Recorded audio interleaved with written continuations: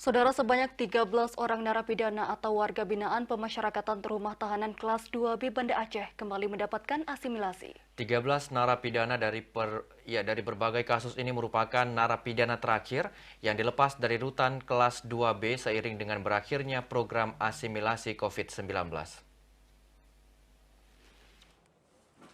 Pelepasan 13 narapidana dari berbagai kasus ini dilakukan langsung Kepala Rumah Tahanan Kelas 2B Banda Aceh pada Selasa pagi.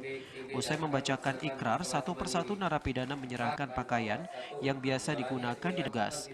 Mereka juga membacakan ikrar untuk tidak mengulangi kesalahan dan menjalani asimilasi di rumah. Menurut Kepala Rumah Tahanan Kelas 2B Banda Aceh, seluruh narapidana yang dilepas telah memenuhi persyaratan untuk memperoleh asimilasi. Selain tidak terkait pidana khusus, mereka juga telah menjalani 2/3 masa hukumannya pada 31 Juni nanti. Program asimilasi yang diluncurkan Kementerian Hukum dan HAM ini dinilai sangat mempengaruhi tingkat kenyamanan bagi warga binaan di rutan kelas 2B Banda Aceh ini.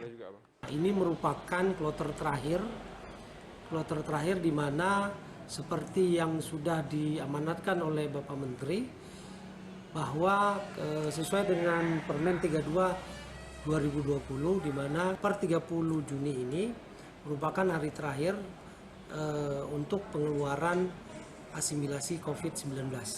Alhamdulillah dengan program ini keadaan di dalam lebih agak nyaman dan mereka lebih agak leluasa karena terjadi pengurangan penghuni di dalam. Penghuni yang ada biasanya itu bisa mencapai 700 orang, kami sekarang ini sudah terkurangi sampai dengan per hari ini penghuni yang ada hari ini adalah 582 orang.